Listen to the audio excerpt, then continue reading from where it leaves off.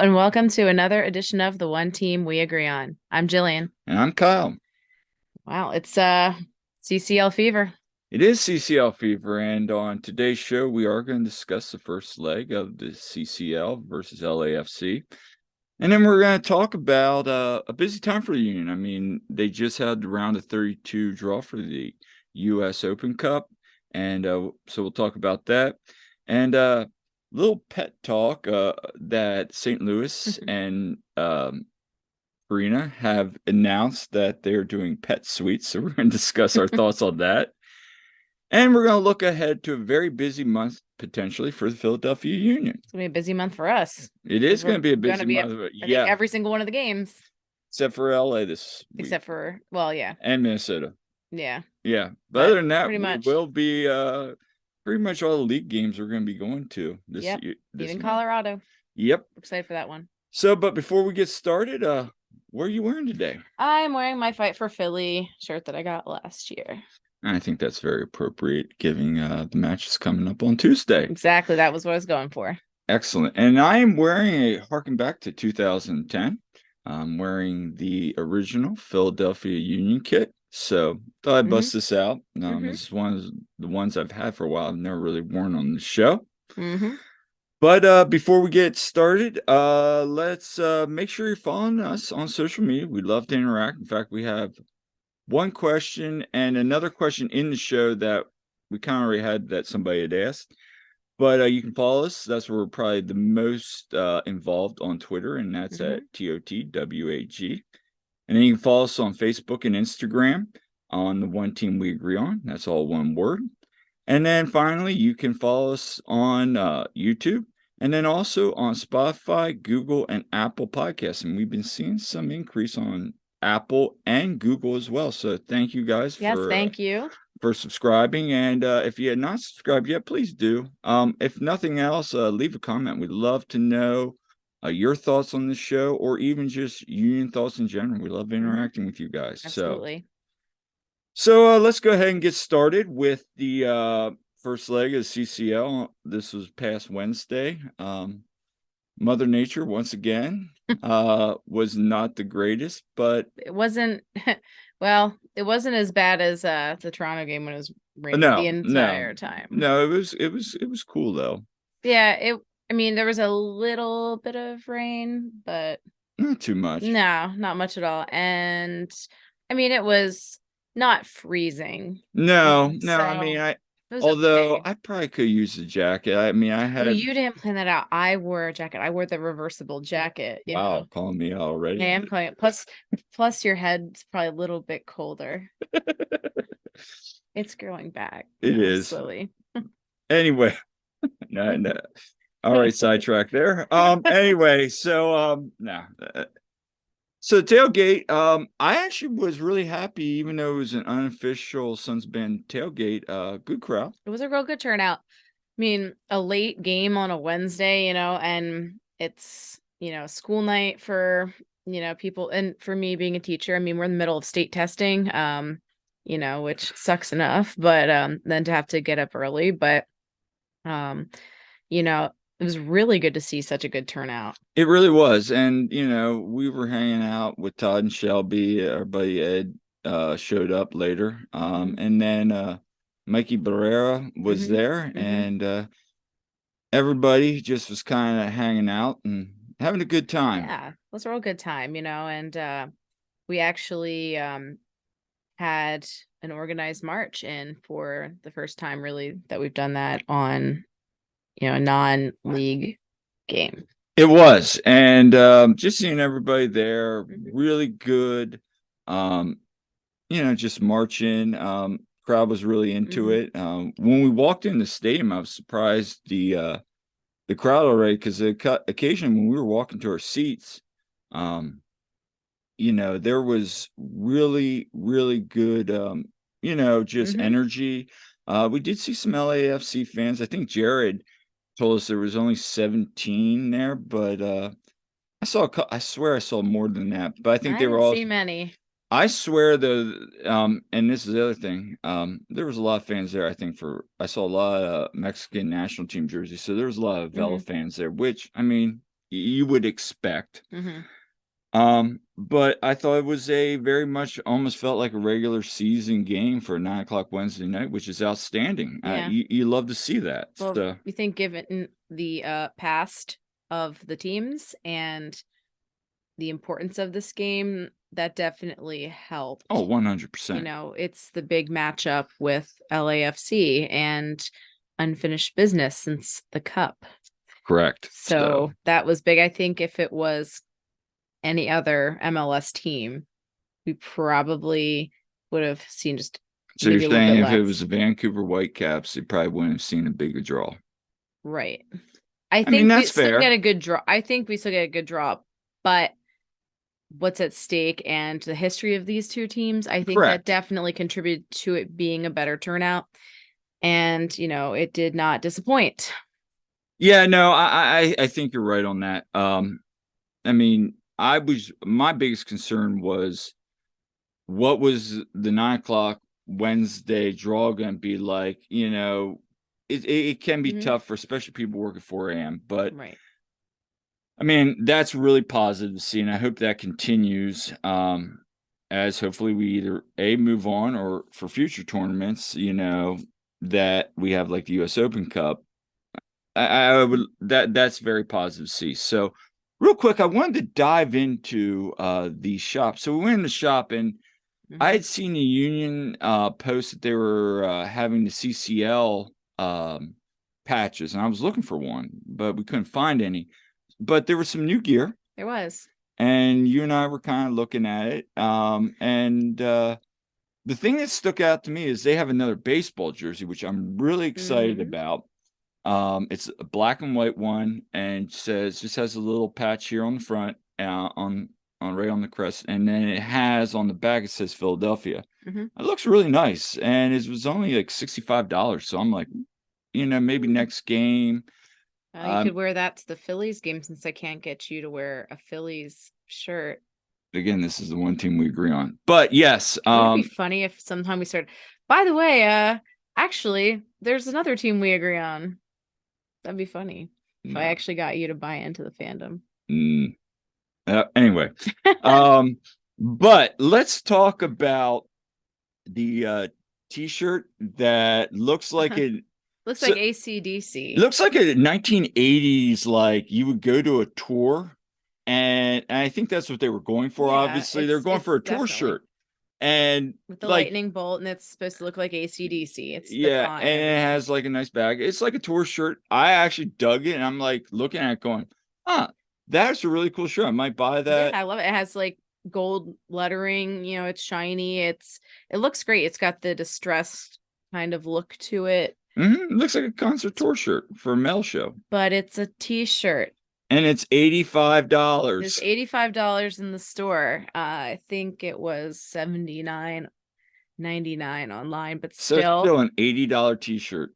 Who pays $80 for a t-shirt? I've been to many concerts where you get a concert t-shirt, and yeah, those prices are jacked up, but not close to that. I think maybe the most I paid for a shirt at a concert is maybe $45. I think the killer shirts we got in Vegas last year were like $35 each, and we were like, "Oh, that's a little high," but they're really nice shirts. I mean, even the who'd we see? Highly Suspect. Those shirts were like what, $25, $30. I mean, that's what you get for a concert shirt, but yeah. I mean, do they even charge that Taylor Swift? That's my question.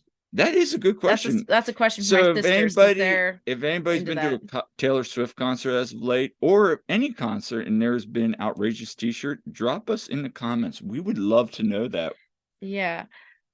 As I said on Twitter, I had a Stuart Finley Oxford United jersey. You know, I bought that and had it sent over from England for $50. And it was an authentic. Yeah, and now that's international and everything. But they're also but even so, when you add on that that's international and it's converted from British pounds and all that stuff, come on now. Yeah, no, there's some really nice stuff in that store, and I just feel like either it's the union, it's probably a combination of both, just are jacking up the prices, and it's like, you know, you should make some of this stuff more affordable. It's going to sell. A, it's going to sell faster. B, you kind of want to have a supply where, to me anyway, there's some really nice stuff in here you want to keep in stock. There's some really nice stuff in the store. Getting off the shelves, I mean. So I always go in there, and probably just about every time I go in, there's something new. I saw a sweatshirt that I really liked that had kind of color blocking on it, and you took a picture of that. I liked that one. I believe that t-shirt we were just talking about is from the Wild Collective. And I do have a black long sleeve shirt that has the Union logo and then Union down the side that they do have for sale in there still, I believe. That one wasn't cheap, but that was long sleeve. But I really like it. But I want to say it was probably about $50, maybe. I think I got it on sale. Might have been slightly more, I forget. But I mean, come on. $80 for a t-shirt. Yep. I mean, I love that design and everything, but no. No, I'm waiting for that thing to go on clearance. Yeah. So before we get into matchup, crowd thoughts. I mean, again, we kind of touched on that earlier, but I thought the River End on especially, maybe right at the end when we got our win, the sales taken out of us just a little bit with that goal. I thought, and even then we bounced back, and there was a nice shot there at the end, but I thought it was a great crowd. I thought the crowd was great. Energy, 136 brought it, as we said after our post-match thoughts driving home. I thought it was just a fun environment. It was a really fun night. I mean, we were having fun, and it was great to see the number of crowd. Yeah, no, I thought the chants were good considering that we're not allowed to have megaphones at it. Right. I believe it proved that. Are the megaphones really that necessary? Question. That's kind of a hot button topic. Question. Does LAFC have them on Tuesday? If they do, then that's messed up. I mean, yeah. I think they're useful with getting the cheers, then the chants started. Getting everyone on the same page. They are, but I'll tell you what, I felt like last week when we were doing them, it just felt very organic. I know some people were like, well, this section was doing this and this section was doing that. I saw some people saying that, but I thought we were pretty unified across. I mean, Keystone was doing their stuff with their end, and it did feel a little more organic. I would hear people in 136, starting cheers. They would just start them. And hey, in our little section, a lot of times we'll just start doing things ourselves, especially we start doing like the Andre Blake cheers and well, he's big, he's yellow, all those. That's what 136 rocks. But that's beside the point. And anybody sits in another section, no offense, we just really enjoy our section. We have fun. We got a great crew. Shout out to all you guys. Yeah, we just really love the section. So that's nothing on anybody else, because I know like Keystone does a phenomenal job too. Absolutely. So let's talk about the game. Overall, I just want to get your thoughts. Was this the best first half of the season so far? Yes. I thought we came out like we wanted it. We really attacked well from the beginning. We did a great job of shutting down their players, especially Boanga. We were shutting down Boanga, Vela. We were shutting down their main attack. The front three was neutralized. Martinez played like a madman. He was amazing. He was phenomenal. And you definitely felt the difference when he went out. And I mean, Biza, you can always say Biza was phenomenal. 2 steps forward, takes 2 steps back. We get that. This was 2 steps forward on Wednesday night. So arguably one of his best games. I mean, and that's why I keep saying sometimes, yes, I'm kind of off the he's gonna eventually be a top 5 back. I'm kind of off of my bold prediction at the beginning of the year. But that just still, and when he does that, it's like that's his ceiling. But I think now it's like, okay, we got to temper thoughts. There are going to be those games, and then there's going to be games that's like, is he even MLS quality? I mean, that goes without saying. But that was a very good game from him. Kai, played really well. I thought our center backs did extremely well. Blake, I He mean, wasn't the as spine busy, was great. but yeah, I mean, No, Andre wasn't as busy for much of the game, which was good. But man, did he have an incredible when he laid out. Oh my goodness. yeah, and I think the other thing too is, we should have had more goals that first half. There were some plays that, I mean, you could say Mikel was having a bad night with the offsides. That was, The offsides is just yeah, that was annoying. killing me with him.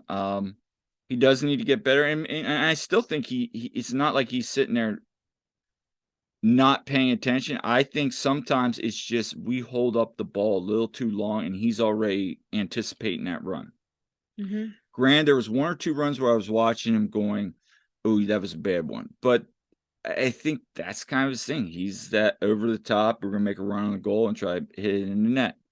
He had one. Uh, Ball just didn't sell right on his foot, and he shot it right in, to John McCarthy. I mean, you can sit there and say that was a bad take, and it was because the ball didn't settle. You could also say maybe, and I was on Billy yesterday about this, Kranz is trailing, maybe he dumps it off to Kranz.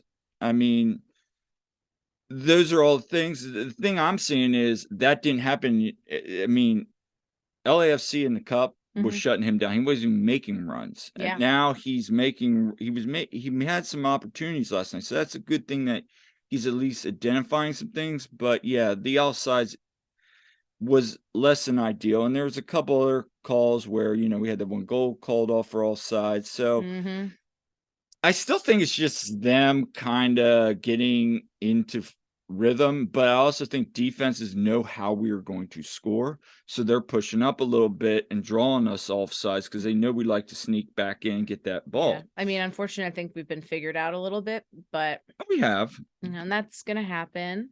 But that also brings me into my next point is we were creating chances. We were. And that is the more important thing. And I think Alejandro said that best was if we weren't creating chances, I'd be worried. Right. And that's true. And we've been seeing that more and more. Yeah, the goals didn't come, but a week ago we saw that against Toronto. Yeah. And we probably left more goals on the table. So again, signs and symptoms are there. I thought in the second half we were a little tired. I know their coach was talking about that. Ua probably could have gotten pulled. A lot of people have been complaining about there should have been subs sooner. There should have been. I think. And now they put a lot of fresh legs on. Yeah. So we'll get into that in a second. But let's talk about the PK. So the PK gets drawn. Danny gets up and just buries it. And his celebration, and I think it was Mike Barrera again, posted from and Mike, if I'm wrong, I apologize, but I think he posted from where he was sitting over near Keystone, like the celebration and all that. Just the eruption of the crowd. Like you could tell people were genuinely happy. You see Danny's reaction on the video. Like, oh yeah. Did Danny exercise some demons there? Oh, for sure. He did. He did. Right before that PK, I am like praying. I was just pacing back and forth. I'm like, oh God. Praying and trying to send as many good vibes. I'm thinking, oh man, what must be going on in his head right now? And we got to see him not slip, and he buried that. That was like because his last PK was like, ooh, that wasn't the greatest PK, but he just buried that one with authority, and that goes back to, okay, he got that out of, if he can bury PKs like that, yeah, I was so happy for him. I was too, and hopefully that continues now that monkey's off his back. That continues to build his confidence because the other two kind of got their confidence going. So yeah, I mean, after that performance, as you were saying, I'm not worried. Well, it's just, I think that was huge, huge, huge to get that off his back, as you said. Right. And, and to stop thinking about probably what happened last November. And again, that's why I'm not worried. And we'll get to that in a second. But let's talk about, they give up a goal late, but even more, and we'll talk about Jose in a bit here, but even more than that, the subs, Mm-hmm. and then that leads to goal, and shout out to our buddy Todd Lewis. He brought up a good point. Does Jim trust his subs? Because you saw LAFC just bringing in all these fresh legs. We bring in one or two people, Mm-hmm. and I think there's a point where you could say, well, you could bring in some defensive help. I don't know Mm-hmm. about that. Because Jim always says you change one thing, the consistency. And the back line was playing great up to that last goal. Like when we talk about the cup, why didn't we park the bus, blah blah blah, Yeah, and I get that, but our hands were kind of tied though at the cup because right. of not having any subs left. I think for me, yeah, you could make the argument that, Brujo gets the hammy, Flock comes in, you bring Quinn in, you could bring in maybe, I don't know if I bring in Torres, but maybe Bueno. You could bring in maybe, I know everybody wants to say Pereira, but I mean, again, Jim's saying Been beast in CCL, but he's still figuring some things out with but the Jim knows more than we do. and I So. think that's it. I think Jim's got to get to the point where he trusts that bench a little bit more, and maybe it's not as deep as we initially thought.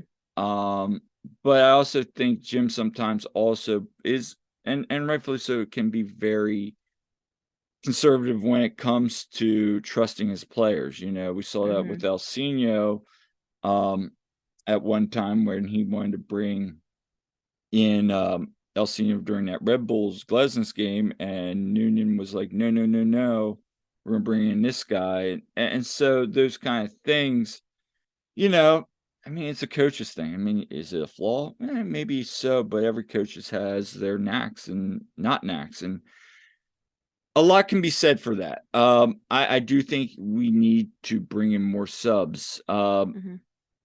Quinn's fine, going in for Ua. I like Quinn. Maybe he needs to come in a little sooner. Maybe Alejandro being at his age at 36 now. I said 37 the other day. I really legitimately thought he was 37. But he's 36. Yes, just had his birthday. Yeah, happy birthday. Happy birthday. But even with his age, just giving him some rest there, you could bring in somebody like Pereira, you bring in somebody like Bueno. I just think I think as the season goes on though too, he might start, and these guys, these new players especially, start to figure it out. I think you might see, but we say it all the time and it never happens. So I think the biggest need is in the summer window, we need a striker. We do. We need a legitimate striker. And honestly, maybe, two. I mean, let's be honest. I mean, to a young striker. I mean, I know they're still holding out hope for Jose Riasco, but I think he's a project down the pipeline. You do feel the absence of Corey Burke. You do. And I mean, good for Corey getting a goal. But even more so, now you're looking at Sergio Santos, finally healthy. That was always the biggest knock on him. He was never healthy. And I mean, with that contract, that was a smart business move. I will still say that was a business move. But Cincinnati's figured out how to make him healthy, and now he's performing. That's kind of what you wanted from Sergio to begin with. If he can stay healthy, yeah, we saw him do that when he was healthy. So, I mean, good for them. I mean, I wish they were still on this team, but at the same time, I think that is addressed. Now, next thing I want to talk about is Brujo, because he's injured. We just saw the tweet, the team left the other day, and Brujo's on Instagram in bed.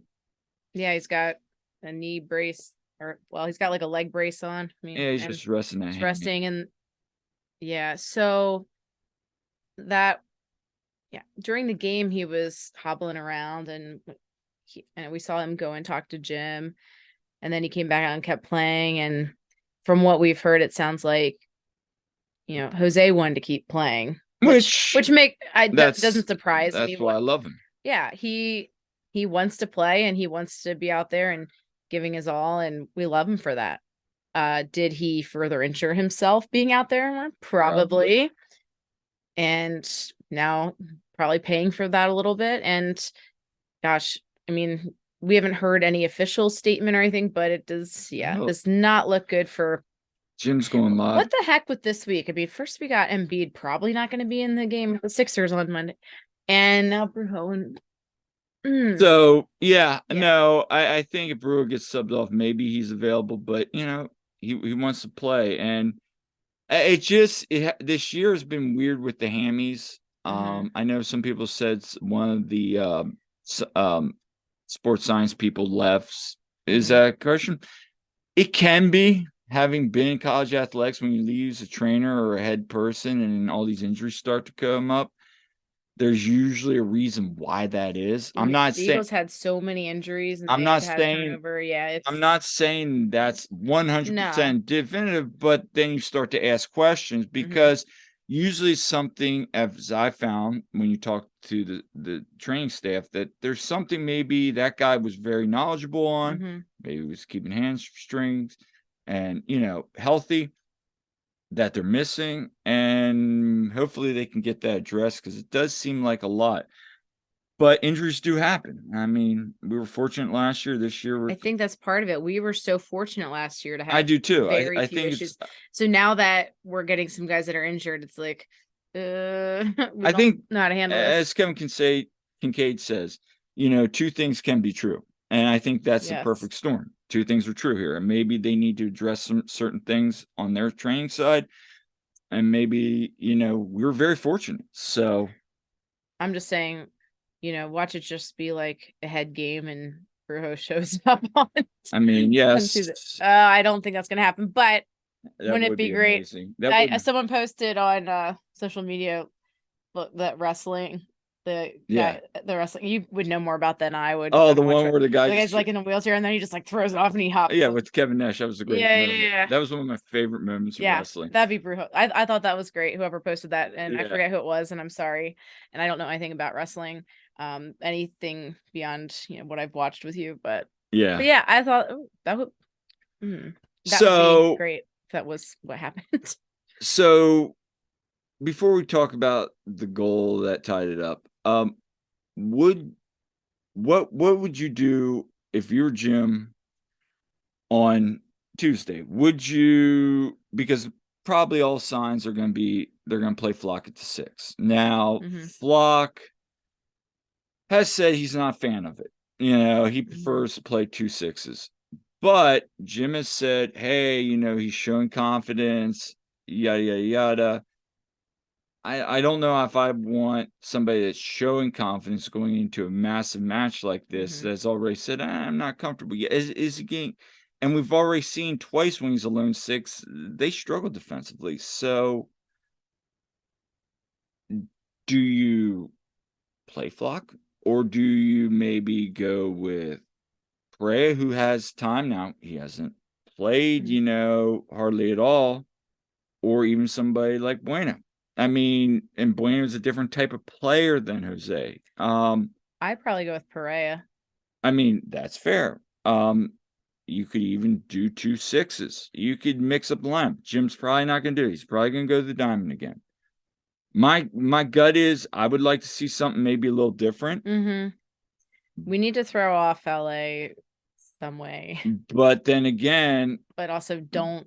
But here's the problem with that. You put a new system in place. Is it not the time for that? Right? Yeah, exactly. Because now, all of a sudden, cues are different. Everything's a little different. Is the attack going to suffer? Also, let's remember, they're going to be back in LA. Think about the last time they were there. Oh, no, I'm not even worried. I know. I'm just saying. I'm saying I think I'm more worried about, not having Jose there. So, I mean, for me, I would like to see somebody different than Flock, but I don't think that's going to happen, to be honest with you, because I think Jim is going to revert to, this is what I know, this guy, I can see he believes in him. So, I mean, I trust Jim to come up with something good because I am the last person you should ask about. I know. A soccer formation. So I trust Jim to come up with something good. But I would really like to see Perea personally. Selfishly, I want to see Perea, and I think he has some good stuff that he could bring to the game for sure. Right. So we'll talk about the goal real quick. We scored a PK. Yes, PK was awesome. And, we're all excited, and And then we're in, and then it was deja vu again. yeah. I mean, It really was. I was getting a little triggered. It really was, but it was the circumstances of unfortunate events. They were pressed up because they got to get a goal. Jack goes to clear the ball, bounces off Danny because I think he's trying to get it upfield for maybe a counter.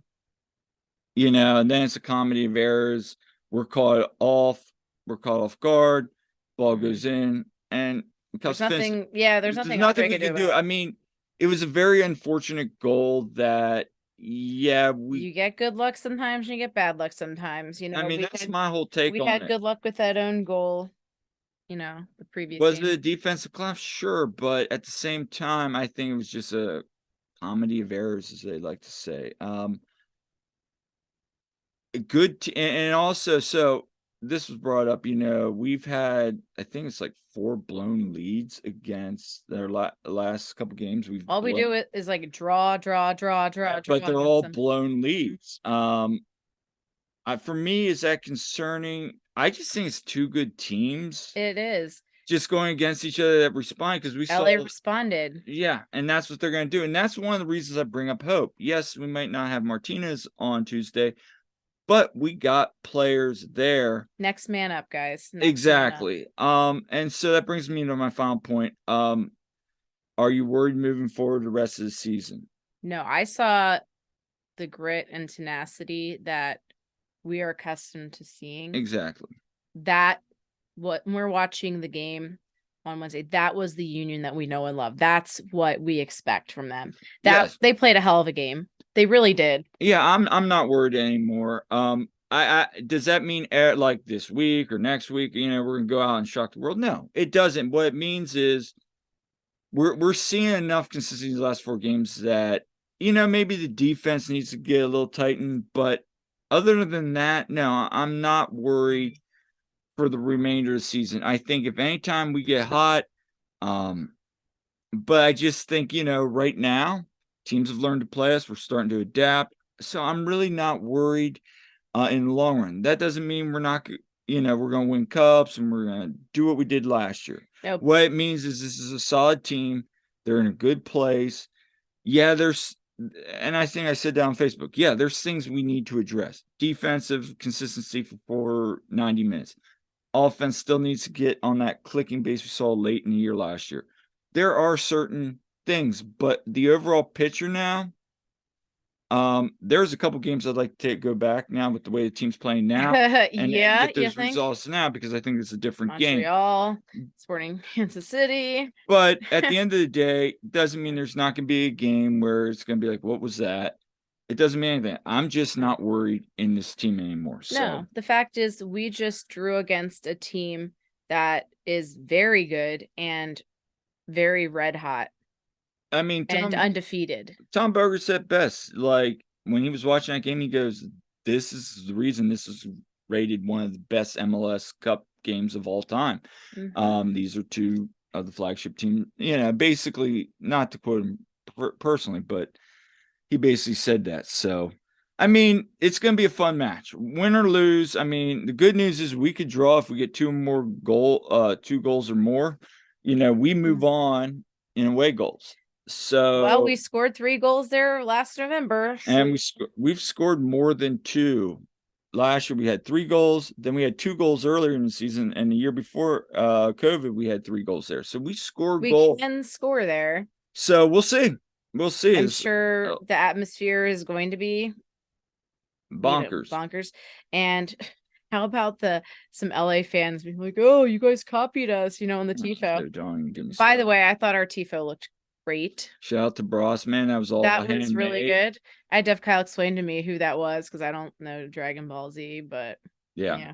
But I thought it was fantastic and a great response. It was. So I'll be curious to see what their response. Yeah, they probably will do some, but they have whatever production company. Yeah, it's not just a guy doing it. So anyway, let's move on now to the US Cup draw. So Union have even though they're an East Coast team, they're in the Midwest, even though they're a draw. So it was explained during the draw that basically because the amount of groups in around the 32 that were from the East Coast, that they had a selection, and the Union took the short straw, so they were put in Group 8. And yeah, They that's should have what. just switched us in Pittsburgh. Pittsburgh makes more Well, but sense, no, they doesn't had it? to do a draw. That's Yeah. why, and we took the short straw. Lame. It is lame, but it is what it is. Mm. So we get grouped with Chicago, Minnesota, and St. Louis City. So I mean, it's all MLS draw, so it's not the greatest, but I I'm You for wanted to play Pittsburgh. I wanted to play Pittsburgh's like so I could go to US Cup game. Mhm. But at the same time, I thought, contrary to what other people are saying, I thought the draw works out great, and here's why. So that game's gonna be the I believe Tuesday after Red Bull. Mhm. So you go to Yeah, we got Red another Bull, Tuesday late game. Mhm. go home, maybe train Monday, fly out to Minnesota, right? Play that game. Then you fly to Colorado on maybe Wednesday. It's a then you have 2 days, Thursday and Friday, with altitude training.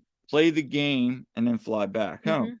I think that's better because it's just you're gonna go out, play, and then go right there. And that's one of the questions I have for Jim after the Red Bulls game is what's the the travel schedule like this week? Because if he can really go out there and go, Mhm. I don't know, not that he would share that with us, but I'm just curious what his thought is on that Yeah. because that's really good. But I don't mind this group. We get a result. I mean, obviously, I'm pretty sure he's gonna rotate heavily. Yeah. I don't This was know. not the priority. I don't know how much of a priority this is. Depends on This depends on the result of Red Bull. Re Red Bull, and also what we did in LA. Yeah. So I think there's a lot of factors there. Too early project, So we'll see how that unfolds. but it's a good draw.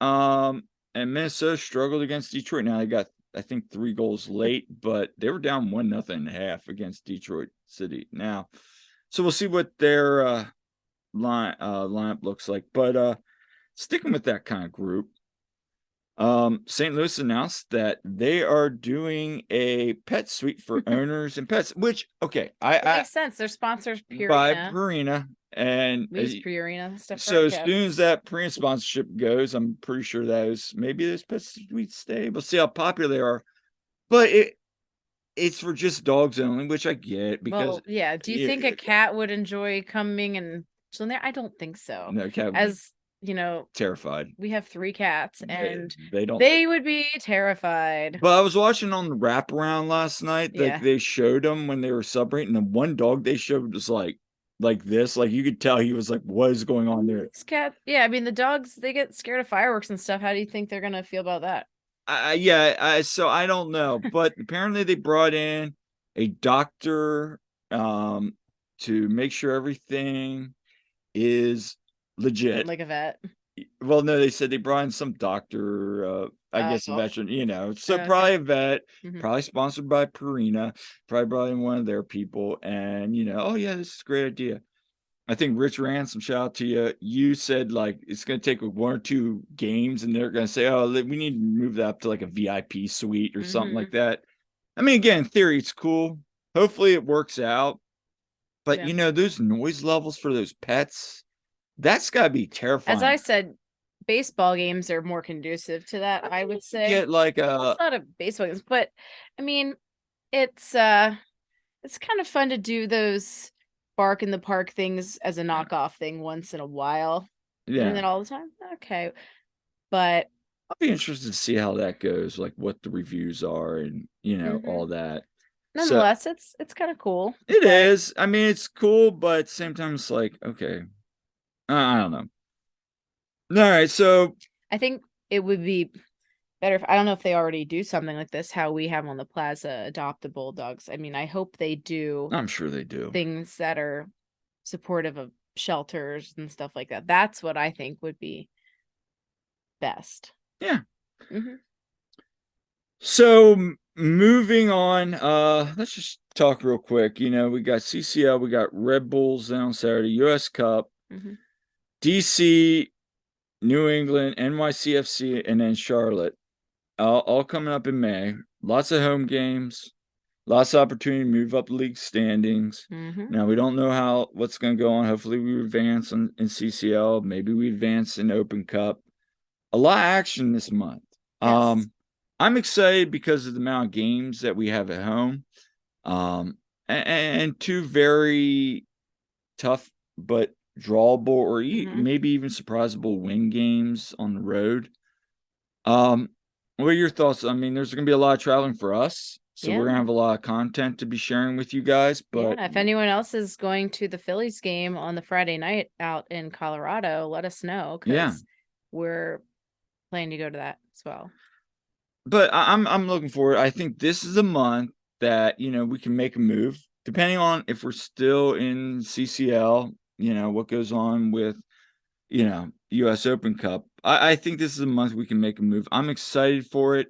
I know Jim says he has a number that he challenged the team to meet. So I think this is a month if we can get a good result in leagues, make a move. Okay, we're gonna feel a little better. If not, and we got some work to do over the summer, which we've shown in the past we can do. So it's gonna be a very big month, and it is.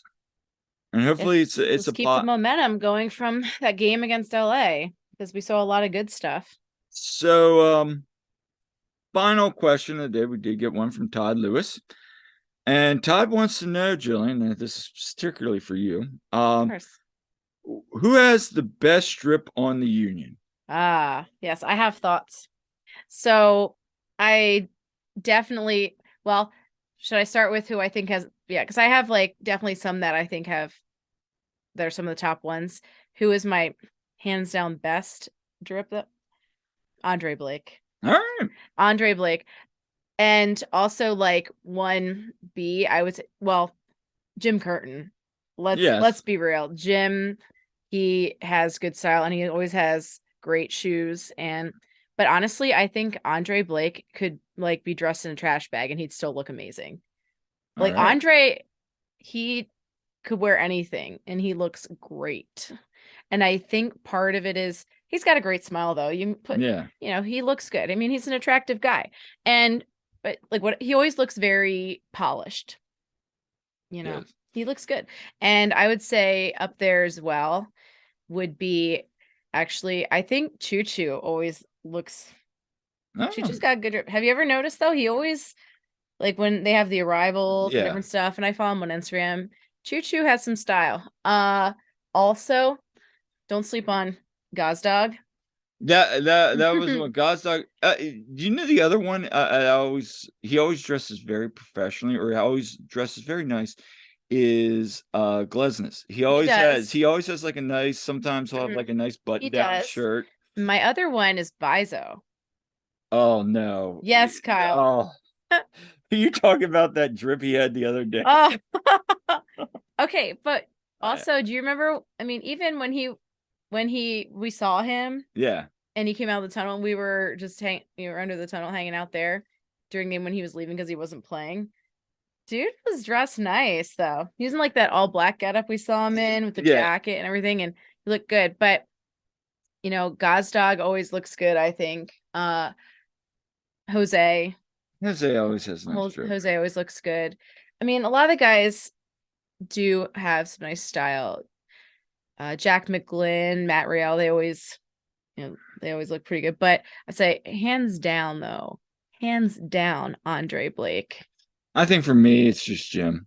I mean, as a coach, he's got nice shoes and he's always rocking the newest merchandise. He just looks, for a coach, always very stylish. So I think for me, it's Jim.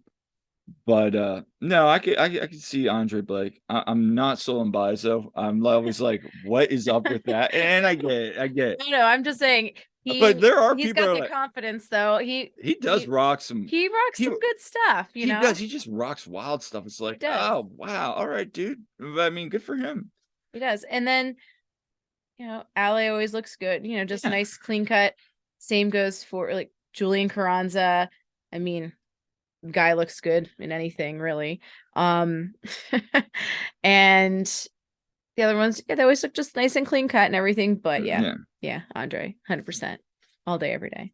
All right. So, well, there's your answer, Todd. So, again, guys, thank you so much for listening today. We'll be back some point probably next weekend after the Red Bulls game. But again, if you're new to the channel or to our podcast, please subscribe, leave a comment. We love to hear from you. And if you have any ideas or topics you'd like either her or I discuss on the show, always leave a comment. We're here for you. Comment on Twitter, Facebook, Instagram, or on YouTube comments as well. But till next time, I'm Kyle. I'm Jillian. And we'll see you next time.